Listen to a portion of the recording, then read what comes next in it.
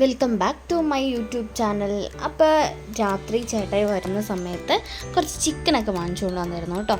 അപ്പോൾ ഞാനത് വിചാരിച്ചു കുറച്ച് കറി ഉണ്ടാക്കി കുറച്ച് പുട്ടുണ്ടാക്കി രാത്രി തന്നെ തട്ടാമെന്ന് വിചാരിച്ചു.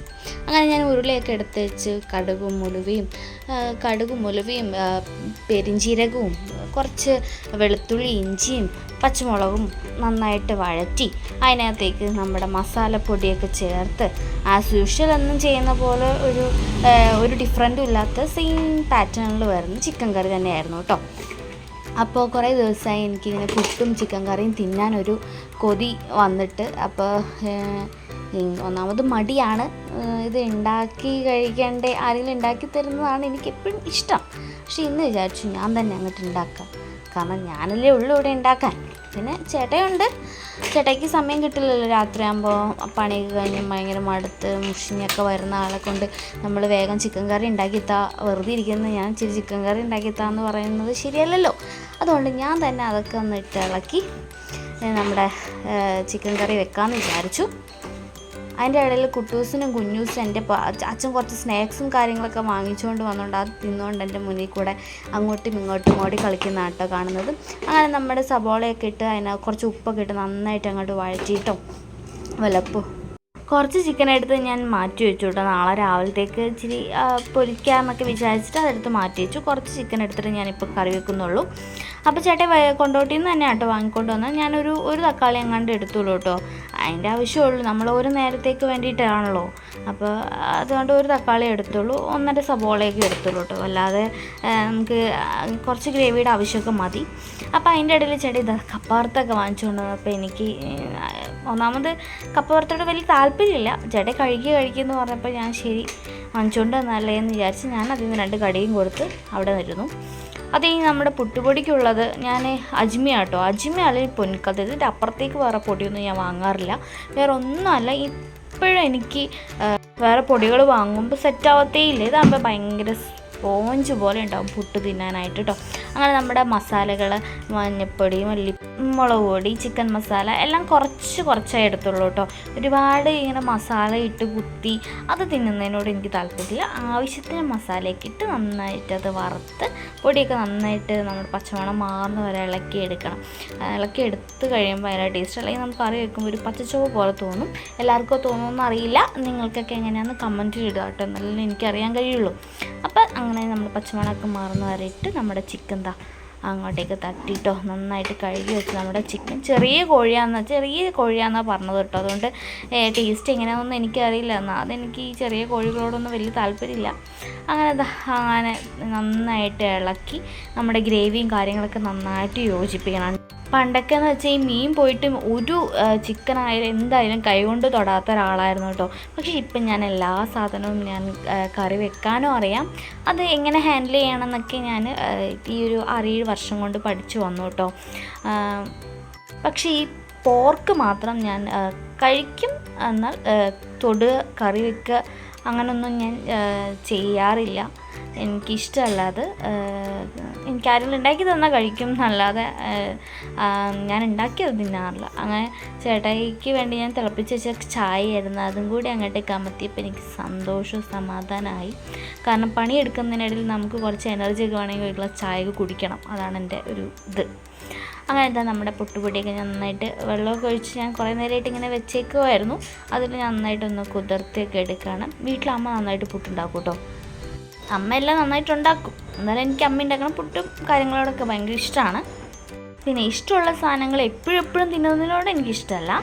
വല്ലപ്പോഴും ഇടയ്ക്കിടയ്ക്ക് ഇങ്ങനെ ഉണ്ടാക്കി കഴിക്കുമ്പോൾ നമുക്ക് അതിനോടൊരു മടുപ്പ് തോന്നുമല്ലോ, അത്രേ ഉള്ളൂ.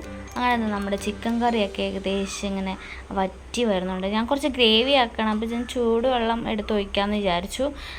കാരണം ഒന്ന് നന്നായി വെന്ത് വരട്ടെ എന്ന് വിചാരിച്ചു കേട്ടോ. അപ്പോൾ ഏകദേശം നല്ല വെള്ളമൊക്കെ നന്നായിട്ട് വറ്റി വരുന്നുണ്ട്. ചേട്ടായാണെങ്കിൽ പുറകെ കിടന്ന് ഇങ്ങനെ പറയുന്നുണ്ട്, വിശക്കുന്നുണ്ട്, ആയില്ലേ. ഞാൻ പറഞ്ഞു ഉപ്പാവും ഇങ്ങനെ എന്താ വെള്ളം. നമ്മുടെ പുട്ട് കഴിക്കുമ്പോൾ കുറച്ച് ഗ്രേവിയൊക്കെ വേണമല്ലോ, അങ്ങോട്ട് കുഴച്ച് ഉരുട്ടിയൊക്കെ തിന്നാനായിട്ട്. അങ്ങനെ നമ്മൾ പുട്ടും കുറ്റി എടുത്ത് പുട്ടും പാത്രത്തിൽ നമ്മൾ വെള്ളം അരപ്പാത്രത്തോളം വെള്ളം നിറച്ച് നമ്മൾ ഗ്യാസിൻ്റെ മുകളിലേക്ക് വെക്കും കേട്ടോ. അത് കഴിഞ്ഞാൽ നമ്മൾ തേങ്ങയൊക്കെ നമ്മൾ പുട്ടിന് വേണ്ടി ചിരണ്ടി നമ്മളെല്ലാം ചേട്ടയാട്ടോ എനിക്ക് വീഡിയോ ഒക്കെ എടുത്തു തരുന്നത്. ആൾക്ക് വിശന്നിട്ട് വയ്യ, അതാ നമ്മുടെ പുട്ടും കുറ്റി കുറച്ച് വലുപ്പമുള്ളതാണ്. ഈ ഒറ്റ കുറ്റും അത് 2 പേർക്ക് കഴിക്കാനായിട്ട് കേട്ടോ. ചേട്ടായിയുടെ വീട്ടിൽ നിന്ന് ഇറങ്ങിയ സമയത്ത്, വീട് മാറി ഞങ്ങൾ വേറൊരു വീട്ടിലേക്ക് മാറിയ സമയത്ത് ചേട്ടായിയാണ് ഈ പാത്ര പലഹാരങ്ങളൊക്കെ വാങ്ങാനൊക്കെ പോയത് കേട്ടോ. അപ്പോൾ അന്ന് കൊറോണ ടൈം ആയിരുന്നു. അപ്പോൾ ഞാൻ കൂടെ പോകാനൊന്നും എനിക്ക് പറ്റിയില്ല. അന്ന് ഒരു വീട്ടിൽ നിന്ന് ഒരാളൊക്കെ ഇറങ്ങാൻ പറ്റുള്ളൂ. അന്ന് ഭയങ്കര സ്ട്രിക്റ്റ് ആയിരുന്നല്ലോ. അപ്പോൾ ചേട്ടായിയാണ് പോയത്. അപ്പോൾ ചേട്ടായിക്ക് ഈ വക കാര്യങ്ങളൊന്നും അറിയില്ല. അതുകൊണ്ട് ചേട്ടായി കാണാത്തതൊക്കെ കണ്ടതും കേട്ടത് അങ്ങനെ ഓരോന്നൊക്കെ വാങ്ങിച്ചുകൊണ്ട് വന്നു. അപ്പം ഈ പുട്ടുകുറ്റിയൊക്കെ ചെറുത് വേണമെന്ന് അറിയില്ല ആൾക്ക്. വലിയ സംഭവം എടുത്തുകൊണ്ട് വാങ്ങിച്ചുകൊണ്ട് വന്നു. പിന്നെ ഞാൻ ചീത്തയൊക്കെ പറഞ്ഞു. എന്നാലും പിന്നെ കാര്യമാക്കിയില്ല, അതങ്ങനെ വിട്ടു. പിന്നെ ഇപ്പോൾ 6 വർഷമായില്ല നമ്മൾ അതിൽ തന്നെ ഉണ്ടാക്കുന്നത്.